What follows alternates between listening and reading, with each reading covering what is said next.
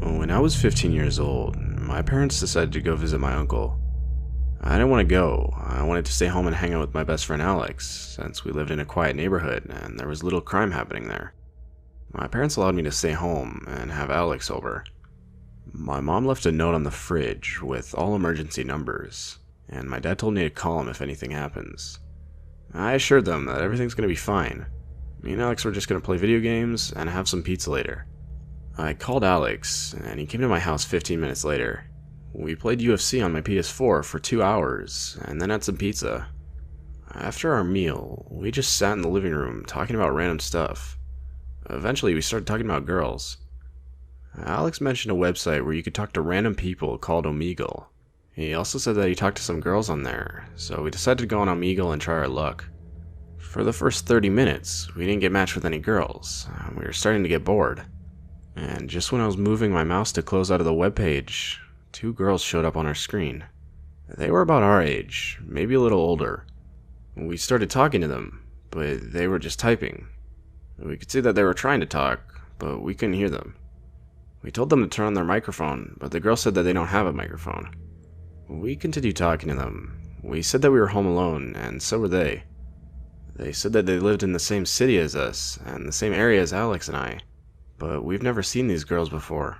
I thought this was odd because our city's pretty small. After 15 more minutes, they said that we were cute and that we should hang out sometime. We were stunned. Girls usually don't want to hang out with us, so Alex gave them a Snapchat username. As soon as he typed his username, the girls disconnected. We were really bummed out. We didn't even get their names. So we just turned off my laptop and went back to PS4 to play some video games. Some time passed. We were still playing video games when Alex took out his phone. He had just received a snap from someone called AnnaXOXO99. He opened it, and it was a picture of the 2 girls we met on Omegle earlier. They were walking on a street, and the caption said, "Can we come over and hang out?" Alex immediately looked at me. He didn't ask me anything. I already knew what he wanted, and I said no.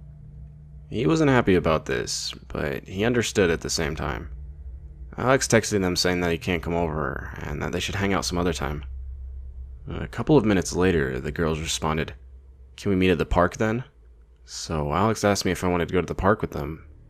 It was only 10 minutes of walking from my house, but I still said no. At this point, Alex was a little frustrated, and he said he was going with or without me. Maybe he was right. Maybe I should go. Am I really going to pass up on an opportunity like this? I looked at my watch, and it was 10:30 p.m. So it wasn't that late, and my dad's friend lived right next to the park, so I said I'd go with him. But if anything seemed strange, we would immediately go back to my place. Alex agreed. He sent the girls a snap saying that we were on our way to the park. They replied that they were waiting for us at the children's playground. We got out of my house and started walking to the park. The whole walk there, I was thinking, what if something goes wrong?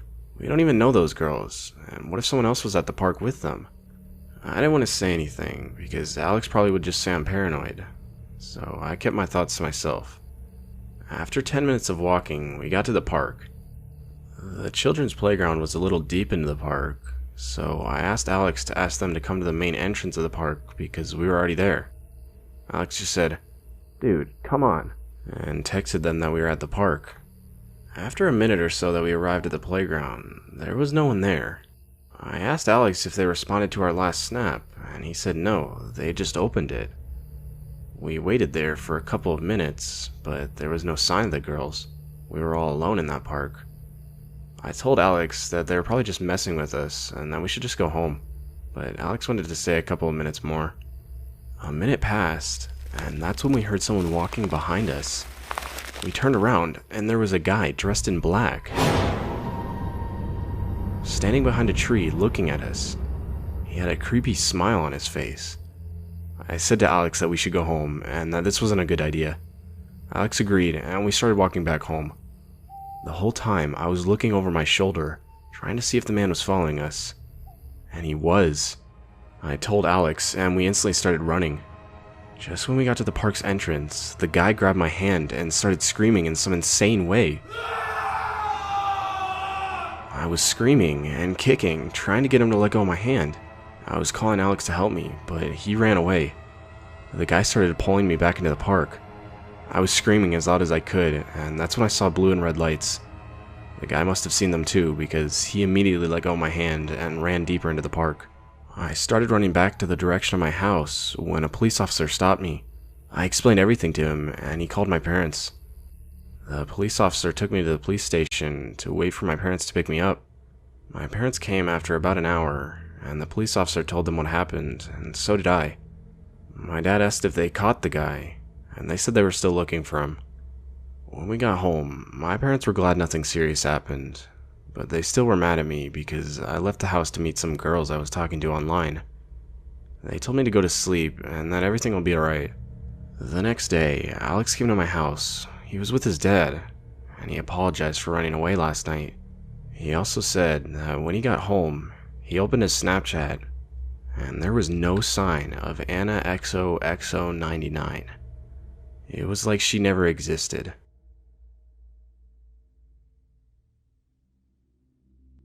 For some context, I'm a teenage male, and this happened when I was around 17 years old. Back then, I used to see all these videos on YouTube about Omegle horror stories and pranks. Now, I'm not particularly brave or anything, but if I'm bored, I often find myself going to drastic measures to find something to do. After thinking for a while, I built up the courage to go on Omegle. I wanted to be funny, so I didn't respond to anything or anyone. I then came across this guy that kept saying for me to talk, or else. And being a teenager, I wanted to make him mad, so I asked what he'd do in the chat. All he said was, "You should talk more," and then left.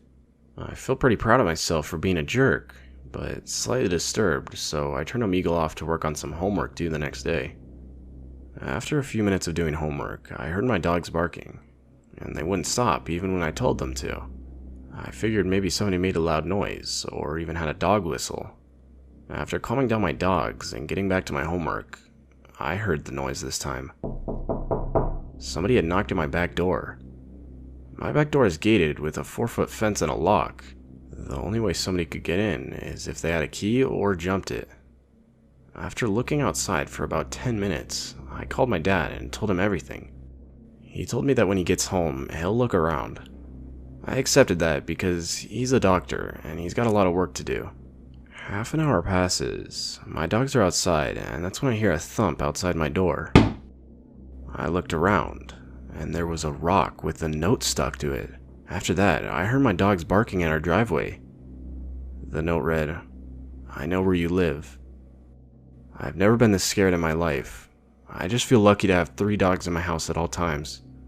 Now, I'm not the kind to show emotion or get scared easily, but that freaked me out. I'm shaking and on the nerve of calling the police. Was this just one big coincidence? Or did the same guy from Omegle really somehow figure out where I live?